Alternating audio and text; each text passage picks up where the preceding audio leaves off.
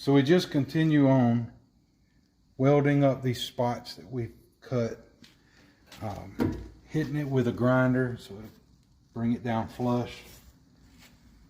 I started hitting some of these spot welds on the inside of this.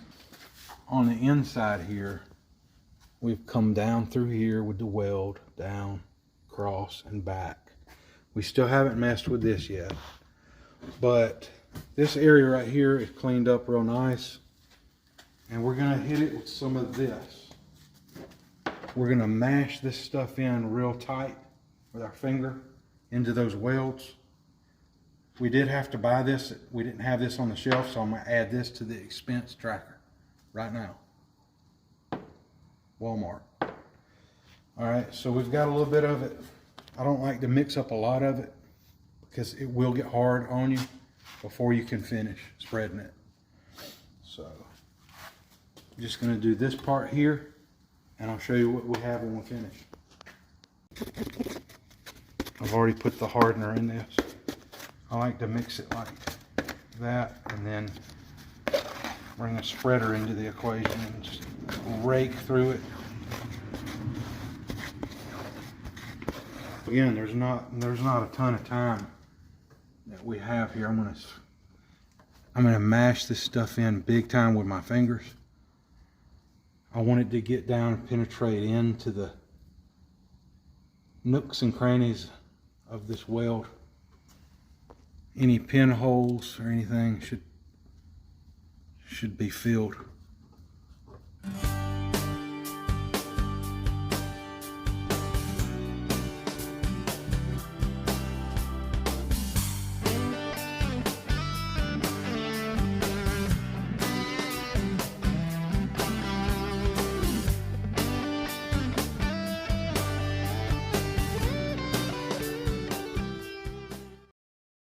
Well, sometimes when it's really hot outside, this stuff gets hard in just seconds, but it's still workable right now because it's relatively cool outside, being May the 2nd here.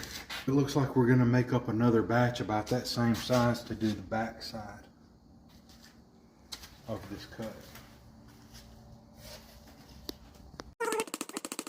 So we did that fiberglass on every seam we made, every weld, mashed it in real good, and now we're going back and taking that material off. It took almost every bit of the little small can we had of this fiberglass. Down through here. Now, you sand about 90% or more of that off, and it just goes into the air, which is sad, but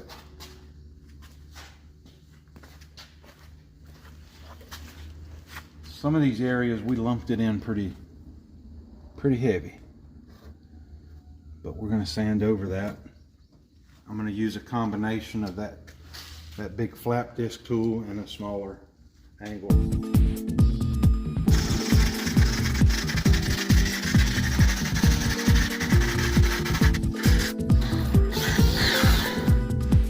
Might go to a smaller tool for that.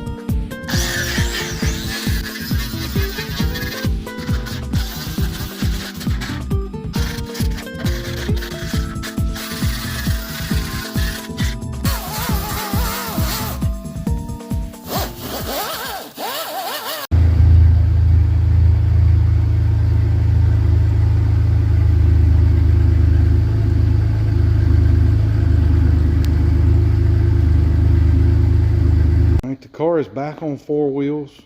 The suspension, the exhaust, gas tank, everything's hooked up the way it should be. Give it a crank.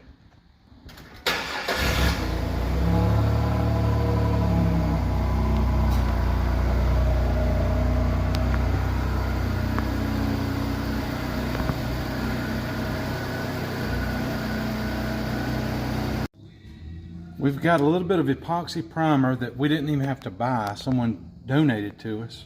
It's just a little bit in the bottom of the can here with the hardener. And we're mixing it. We're just going to put it on the spots of bare metal with a brush to protect it before we move on. So essentially we just slopped the paint on Doesn't need to be beautiful. It will be beautiful in the end, but this is just a protective measure. So we had a guy to donate us from a bigger shop some filler, but it got hard over the years. He was giving us some leftovers. It got hard. So I went and got this. I know it's not the best stuff in the world. It's not premium stuff, but it's the right size for this type of job. So we came over here, we spread a little bit of the filler, and we put some guide coat on. Here's an example. This was a little ding. There's a little ding here from the parts car. Of course, we've got this spot here. It goes, I kind of ran out of, so I'll mix a new batch, but I hadn't put guide coat on this yet. But we're in the sanding, blocking stage of this now.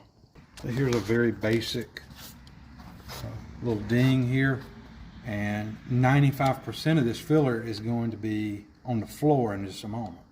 So I'm going to do this isn't the best guide coat. It's going to gum up the paper a bit. I might have put it on a bit thick. Look at that, how it's gumming up. Doing an X pattern.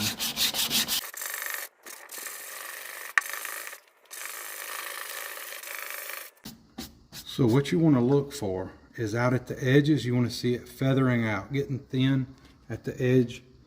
And if it's thin and feathered out at all the edges, and there's a dark spot in the middle, you have a low spot. So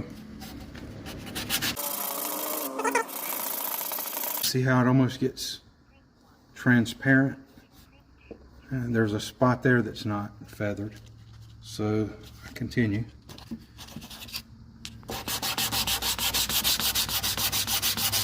Watch that spot feather.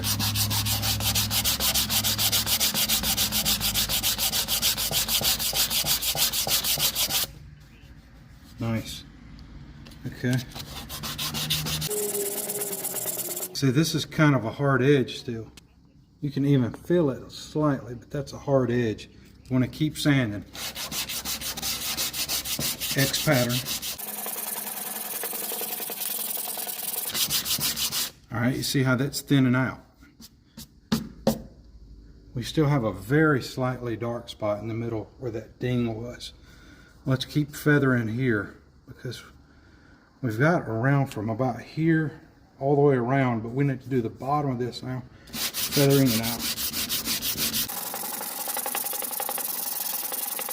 All right, now we might be getting into some of the original primer that was on the car, but our dent has basically disappeared. If we go too far, we will be making a high spot out of all this. I think this is looking good. Let me give this a wipe. Okay, so I only see a trace of a dark spot in the middle there. That'll probably cover with the primer that we sand. So you can tell where this dent was, is where this light blue, almost grayish blue spot is. That's the filler. And this is perfectly flat now. This little spot here still had a ding in it, so I put a second application of filler. A little extra filler here. We'll be sanding like crazy come tomorrow.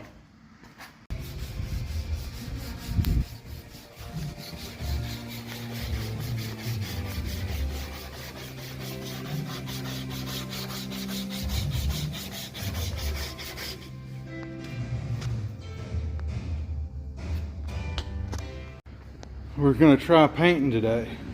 The high build primer, 2K high build primer. What you're seeing here is a few days worth of work, a little at a time. And you know, we block sand, we find that there's still a low spot, we add more filler, and as much as 4 or 5 times we would do that. on a single spot, especially that big spot there. But we're cleaning it now with some cleaner that we already had on the shelf. Didn't cost us anything, but we have had to make a few purchases. A good friend of mine gave us this high build primer. It's about a half a gallon. We also got some activator, but with it being old, it was from the year 2020, according to a date that was on the other one. This is brand new though. We wanted fresh activator. And we got some etching primer for the few bare metal spots. All of this was about $71. I'm going to add that to the expense tracker. We already had a little bit of masking tape, and I had this leftover plastic, and it's some kind of 3M masking plastic. I already had that, didn't cost a thing. I think we're ready to paint this quarter with the 2K high build primer. This stuff right here is a epoxy type of primer. It will stick to metal. It was about 16 bucks. It's already been included in the project cost. These few spots of bare metal, I'm going to hit those because the 2K high build is not designed for bare metal. I can also use that stuff on my van when I get some of those pitted spots of rust around the marker lights and stuff. But for now, we're about to hit this, and we're going to eat lunch, and we're going to come back and spray. The first time ever spraying anything in this new garage. Got a little Amazon package, some cups, some tape, some stir sticks, price added to the expense tracker.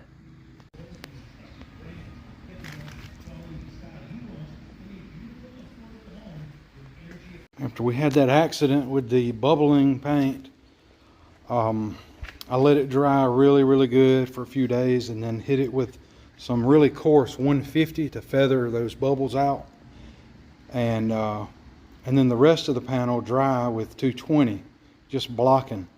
I put some white guide coat on, and then we added a little more paint to the top where the bubbles were, and now we're wet sanding with 600, and as you can see, it's coming out pretty good. Now see, places that I haven't got, you're seeing some scratches. Those scratches are definitely coming out with the 600. That'll be the final grit for this primer. Now along the top here where I recoated, it still wasn't quite thick enough. It's going down to the primer. See the kind of blue-gray primer? So I'm going to decide what to do after I finish sanding this area.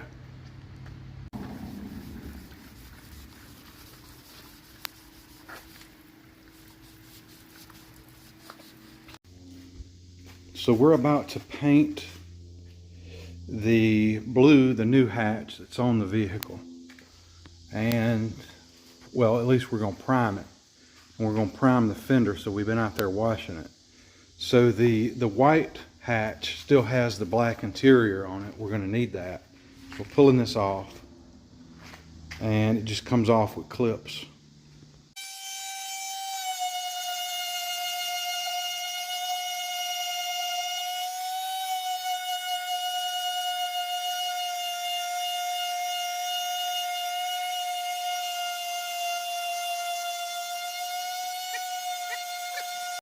We're out here working on this thing, and it is super hot, like 98 degrees outdoors. We've got the fender off. The new fender is cleaned and ready for primer. We've scuffed the front bumper. I've still got to put some epoxy on this damage. There's the quarter panel that we replaced. We've got the hatch off, ready for paint, cleaned, scuffed, even underneath. And we're about to hit these blue, dark blue pieces with some gray primer just to use it as sort of a sealer, because I was unconvinced that the new white paint would cover the blue enough to match. You know, the paint is a bit translucent. We've also got this door scuffed with Scotch-Brite. We're going to paint the whole side and the front bumper and the back bumper. That's all we're going to paint. Oh, and the hatch. So a lot has been done. And I'm hoping that as I'm trying to paint this out in this extreme heat, that the paint doesn't try to dry up in the gun on me like it did last time.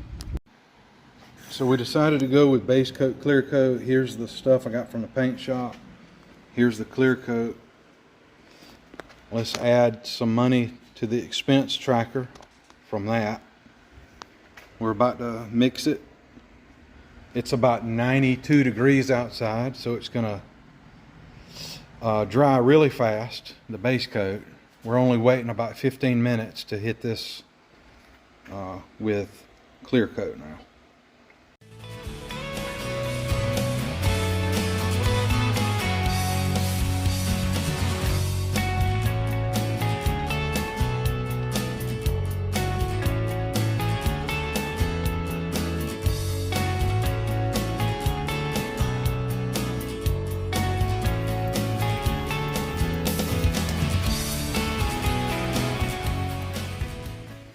Alright, so this tear in the bumper kind of prepared it by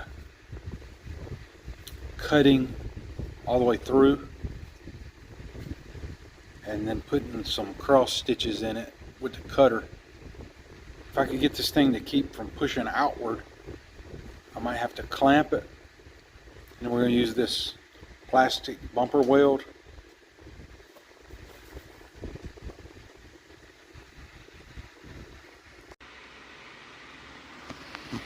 Here it is. Took a long time to dry before we could take our finger off of it. We were holding this down because it wanted to pry outward. And after about 20 minutes, it dried enough for us to move our fingers. This stuff is not going to be friendly to sand.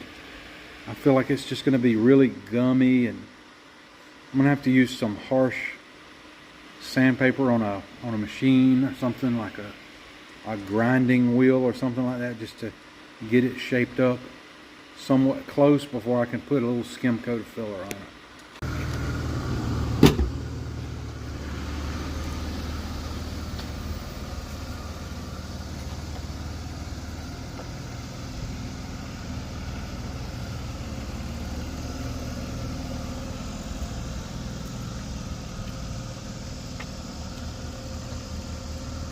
We have been steady working on this car. It is just about ready for the paint shop, the paint booth. All right, we got the tail light. That's an expensive piece. I'm gonna add that $309 to the total that we've spent. So as of right now, the hatch, the bumper, the quarter are ready to be painted.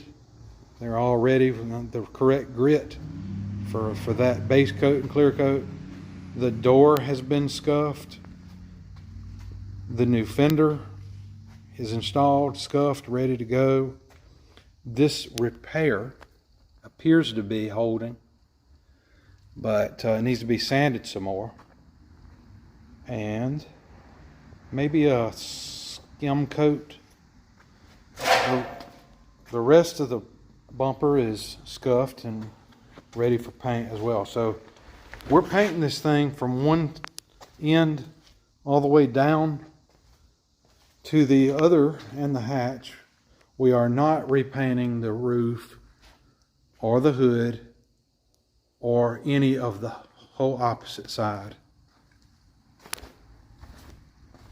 We've got some adjusting to do also here. We have some issues with gaps, especially this being really close over here.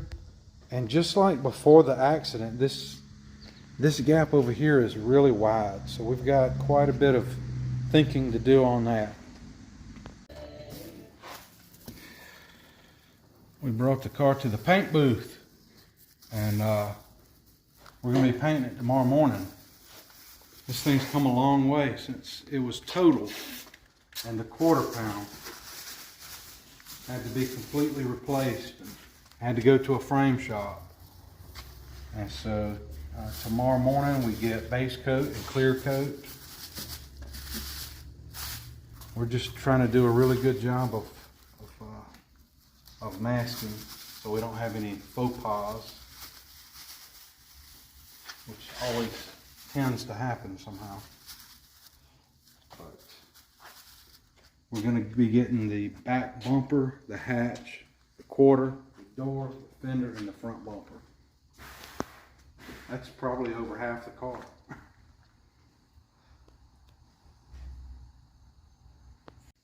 We're about to spray. We've masked off. It's a whole new morning now.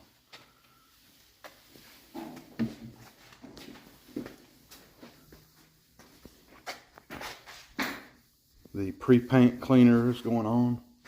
We've scuffed everything. We've come a long way.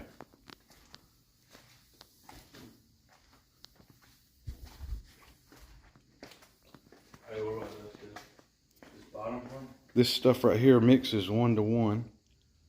Yeah. And then the clear coat mixes 4 to 1. We got a paint job. It's visible.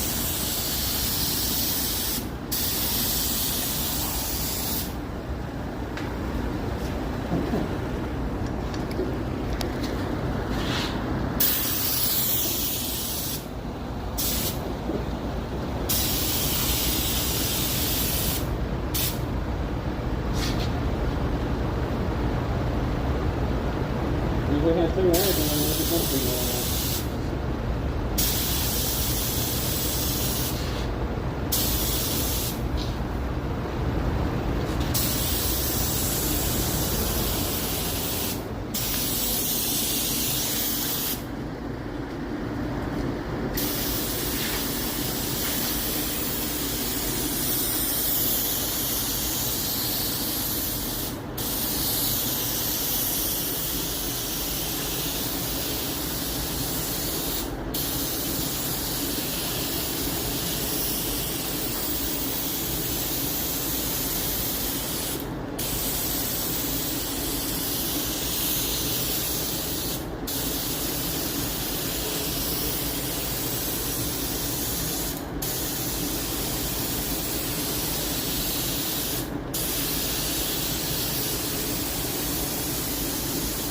Doing bad stuff.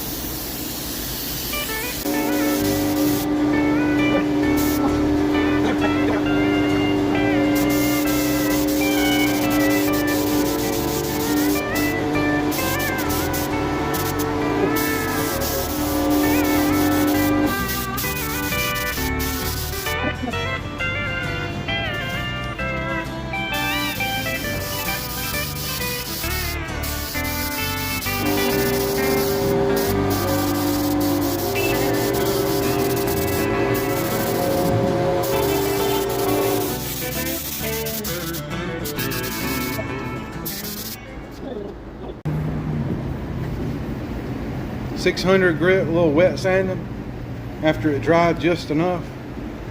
Always use water. Cleaning that up. After this happened, I started to put her on a little lighter, give it a little better tooth to adhere to, and maybe cover the wherever there was maybe some grease spilled on this thing at one point, and it just soaked into the paint. Put transmission fluid on to make it shine. Transmission fluid. Yeah. There was a little hair right here. and sand it out right quick. It's going to take a good bit of coverage, especially this is just one coat, very light. This door was already white, and then here's like a clouded mist on the fender here.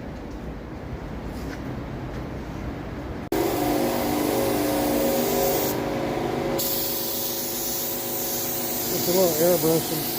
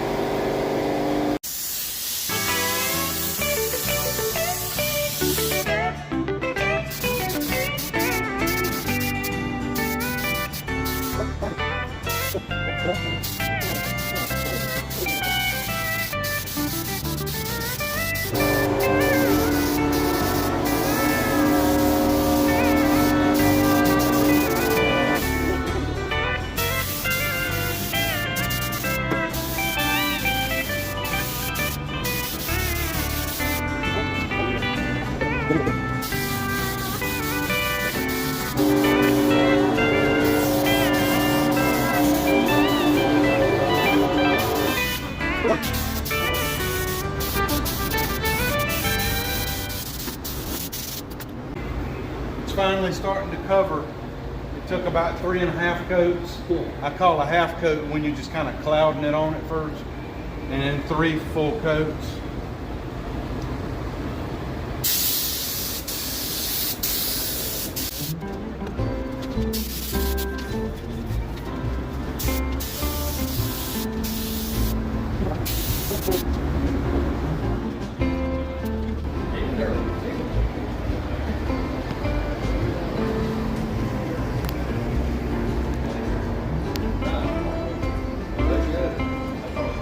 What we need for wings is a hula. That's the best wing. They're good quality hula. To get it a certain style, they got it. Talking. They got it.